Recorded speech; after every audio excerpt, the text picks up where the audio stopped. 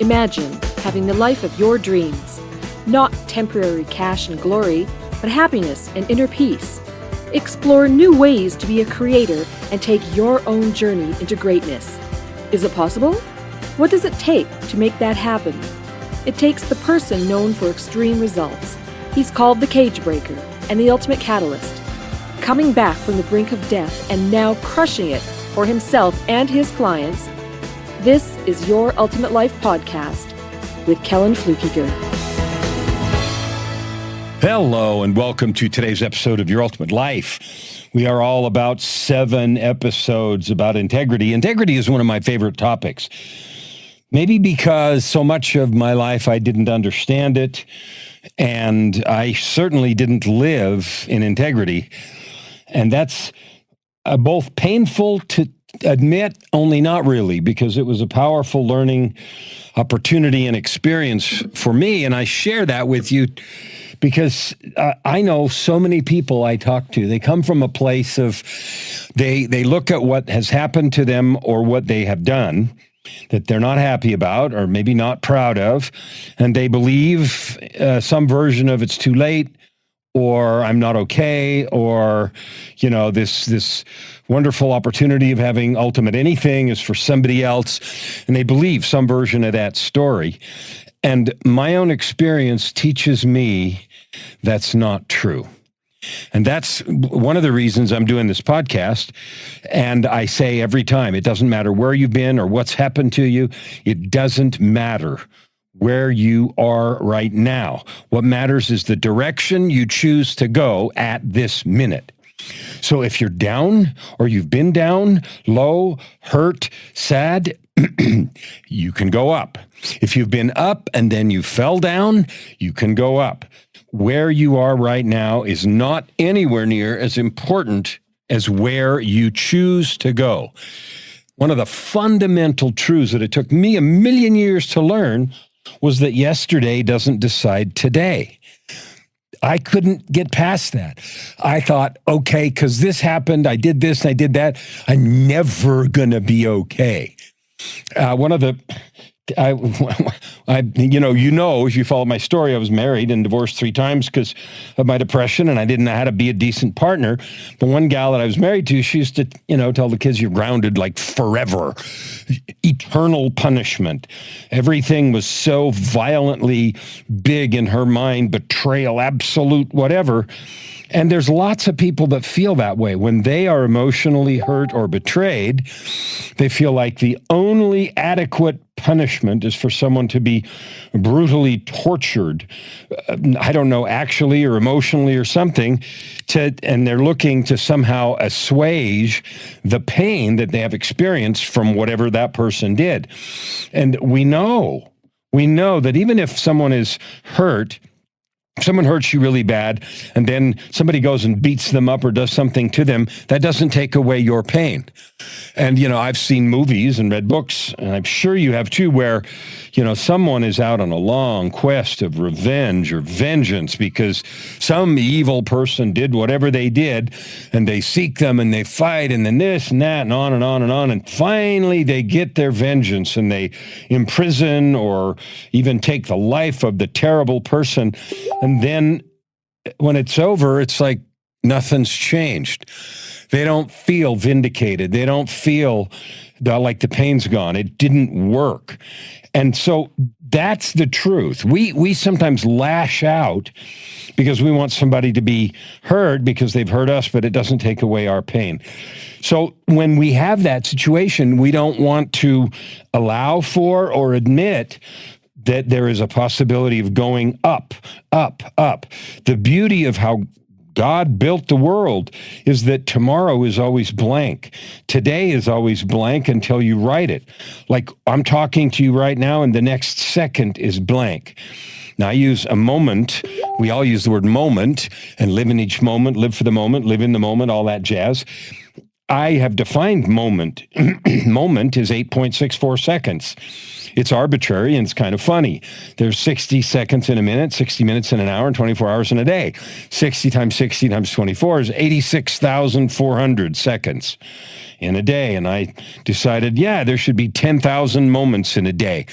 And that means a moment is 8.64 seconds, right? Funny, arbitrary, but you know what? 8.64 seconds is long enough to be meaningful, to understand what a moment is, get your hands around it and your teeth into it. And it's short enough also to be a moment. So I think of it that way. And here's what I want to tell you. No matter where you've been, no matter what has happened to you, up is available. A blank page is available the next hour, the next minute. If you've had a terrible relationship with integrity, like I have had, I don't now, but like I had, you can fix it. I am living proof of that, and I am not special. I am who I am. I'm Kellen. I've wandered this minefield of depression, of addictions, of broken relationships, of having done things that if I knew better, I wouldn't have done. But here now in 2021, I wouldn't change any of that.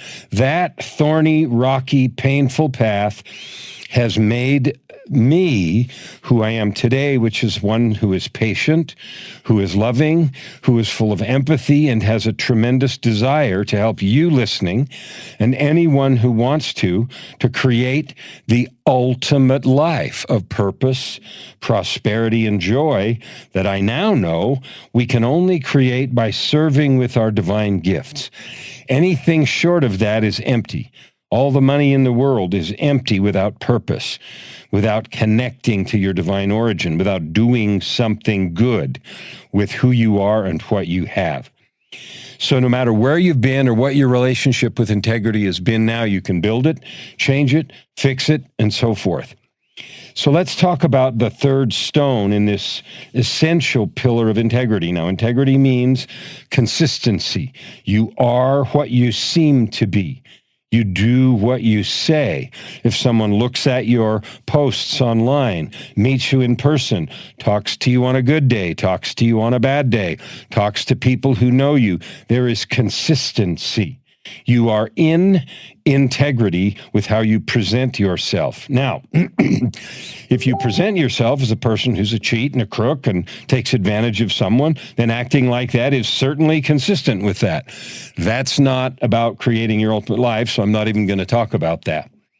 I'm talking about defining some principles, accepting and adopting some principles that we talked about, like in the Pillar of Truth, that principles are the guiding truths of the universe. Love is the most empowering and powerful force in the universe. It even says in some scripture, somewhere God is love. It is true. We were conceived in love. We were created in love. We are destined to be glorified by love if we allow it. The rub is that there will be no force. We will not be forced by the Creator to do anything. And I've finally figured out why that is. Sometimes people say, how come God allows this, that, and the other, these terrible things to go on? Force will never work because that means we didn't make something out of ourselves, right? The only thing that counts is what we make out of ourselves.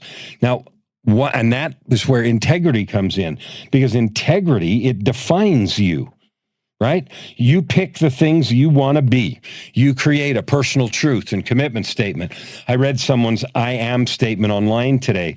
He's a friend, he's a coach, I know him well, and he wrote the things that he ascribes to, and they're powerful. And he says who he is. Now, I know him, and I know without question that if I ask him if he lives that perfectly, he'd freely and instantly admit no.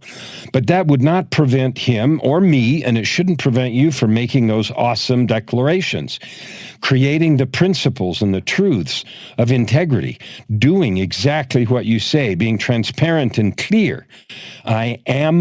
I do what I say, I am who I seem, with no camouflage, duplicity, or guile. That's the way I define integrity, and it's part of my personal truth statement. I am integrity. I do what I say. I am who I seem, with no camouflage, duplicity, or guile. And I mean that from the bottom of my heart, from the top of my head, and in every cell in my body. That's who I am. And I don't pretend in any universe to be perfect. So when there's a mess to do that, then I rush to fix it, clean up the mess, and then be that again. be that in all clarity and truth and honesty, not to beat my chest or to brag, but because that's who I've decided to be. And you have not only the right, but the obligation to choose and declare what you want to be, who you are.